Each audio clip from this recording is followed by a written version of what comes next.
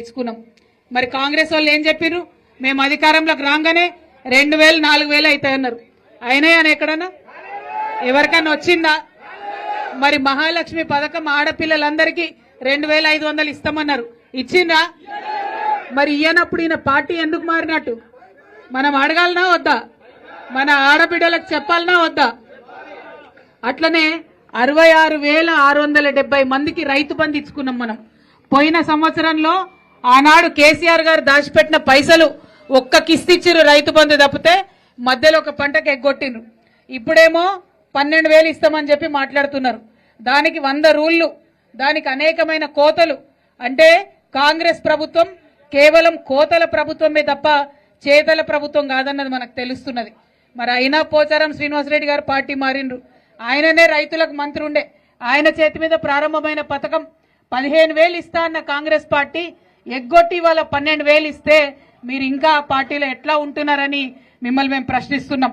అట్లనే 14,000 మందికి రైతు బీమా డబ్బులు వచ్చినాయి మన బాన్స్వాడలో. ఎంత అద్భుతమైన కార్యక్రమం! రైతు చనిపోతే వారం తిరిగే లోపల వాళ్ళ ఇంటికి 5 లక్షలు వచ్చినటువంటి పరిస్థితి. ఇవాళ ఆ పరిస్థితి లేదు. నెల గడిచిపోతున్నా అడిగేటటువంటి దిక్కు లేదు. మరి అదేవిధంగా గొర్రెల పంపిణీ 7,500 మందికి వేసుకున్నాం. మరి ఈ గవర్నమెంట్ రాగానే 2వ విడత ఇస్తామని చెప్పి మాట ఇచ్చిండ్రు ఒకవేళ అధికారంలోకి వస్తే, కానీ రాగానే ఎగబెట్టినటువంటి పరిస్థితి. మరి ఎందుకోసం పోచారం గారు పోయినరో, కనీసం గొర్రెల పంపిణీ చెక్కులు డీడీలు కట్టినోళ్ళకు కూడా ఇప్పించుకోలేని పరిస్థితుల, దయనీయమైన పరిస్థితుల పార్టీ మారడం ఎందుకో, కన్న తల్లి లాంటి బీఆర్ఎస్ పార్టీకి ద్రోహం చేయడం ఎందుకో పోచారం శ్రీనివాసరెడ్డి గారు చెప్పాలని చెప్పి మేము డిమాండ్ చేస్తా ఉన్నాం. ఇక మీకు తెలుసు, మన మత్స్యశాఖలో చేపలు పట్టేటటువంటి గూండ్ల సోదరులు, బెస్త సోదరులు, గంగపుత్రులు ఉంటే 250 చెరువులు మన నియోజకవర్గంలో ఉంటే ప్రతి చెరువులో ఉచితంగా ఫిష్ ఫీడ్ పోసినాం మనం. ఇవాళ పోసిన వాళ్ళు మొన్న తూతూ మంత్రంగా 20% చెర్లలో కూడా కనీసం ఫీడ్ పోయినటువంటి పరిస్థితి ఉన్నది. మరి ఎందుకున్నారా పార్టీల పోచారం శ్రీనివాసరెడ్డి గారే ఆలోచన చేసుకోవాలి. అదేవిధంగా మరి 11,000 డబుల్ బెడ్రూమ్ ఇండ్లు మనం బాన్స్వాడకి ఇచ్చుకోవడం జరిగింది. 1 కాదు 2 కాదు 11,000 డబుల్ బెడ్రూమ్ ఇండ్లు మనం బాన్స్వాడకి ఇచ్చుకోవడం జరిగింది. మరి ఇంత అభివృద్ధి జరిగిన తర్వాత దీనికన్నా ఎక్కువ ఏం అభివృద్ధి చేస్తా అని ఇవాళ పోచారం గారు పార్టీ మారినరు. మరి ఛాలెంజ్ చేస్తా ఉన్నాం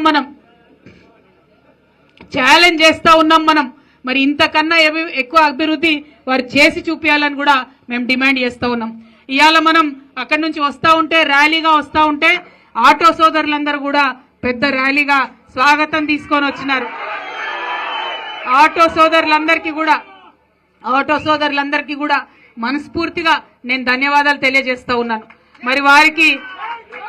మరి వారికి కాంగ్రెస్ పార్టీ ఎన్నికలలో వాగ్దానం చేసింది, మేము మహిళలకు ఉచిత బస్సు పెడితే ఆటో వాళ్ళకు ఒకవేళ ఇబ్బంది అవుతుంది కాబట్టి మేము 12,000 ఇస్తాం సంవత్సరానికి అని చెప్పిర్రు. మరి ఆ 12,000 సంగతి ఏంది అని ఇవాళ బాన్స్వాడ నుండి మేము ప్రభుత్వాన్ని ప్రశ్నిస్తా ఉన్నాం. పోచారం శ్రీనివాసరెడ్డి గారికి చెప్తా ఉన్నాం, మీరు ఆటో వాళ్లకు 12,000 తీసుకొచ్చేటటువంటి ప్రయత్నం చేయండి. ఆ దోకేబాస్ కాంగ్రెస్ పార్టీ చేస్తుందా లేదా మీకన్నా తెలుస్తుందని చెప్పి డిమాండ్ చేస్తా ఉన్నాం. అట్లానే మీ అందరికి కూడా తెలుసు, మరి రైతులంటే కేసీఆర్ గారికి పంచ ప్రాణాలు. వారి కోసం ఈ నియోజకవర్గంలో సిద్దాపూర్ రిజర్వాయర్ ను, అట్లనే చందూర్ లిఫ్ట్ ఇరిగేషన్ ని, అట్లనే జాకోరా లిఫ్ట్ ఇరిగేషన్, ఇవన్నీ కూడా మనం శాంక్షన్ చేసుకోవడం జరిగింది. మరి అనేకమైనటువంటి చెక్ డ్యాంలు కూడా మనం కట్టుకోవడం జరిగింది. ఇవాళ ఆ పనులు ఎట్లా సాగుతున్నాయో మీ అందరికి కూడా తెలుసు. జాకోరా ఏదైతే కొనసాగేటటువంటి పనులు మరి పెండింగ్ లో పెట్టినటువంటి పరిస్థితి, ఆగిపోయినటువంటి పరిస్థితి.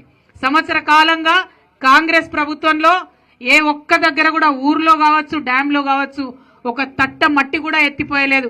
మరి అటువంటి పార్టీకి ఎందుకు పోయినట్టో పోచారం శ్రీనివాసరెడ్డి గారు బాన్స్వాడ ప్రజలకు జవాబు చెప్పాలని చెప్పి మేము డిమాండ్ చేస్తా ఉన్నాం.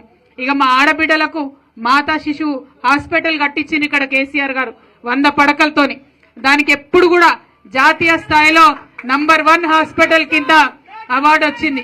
ఉమ్మడి నిజామాబాద్ జిల్లాలో అన్నిటికన్నా ఎక్కువ బాన్స్వాడలో పెద్ద ఎత్తున డెలివరీలు జరిగినాయి.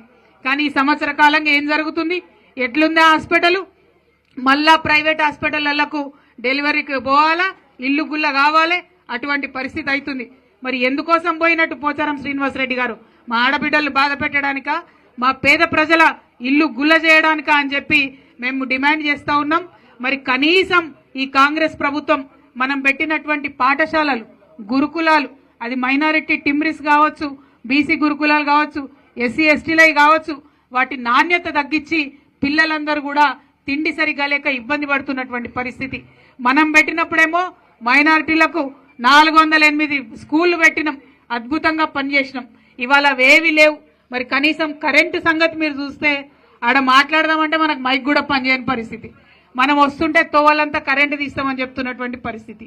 ఈ కాంగ్రెస్ ప్రభుత్వంలో కరెంటు కూడా లేదు.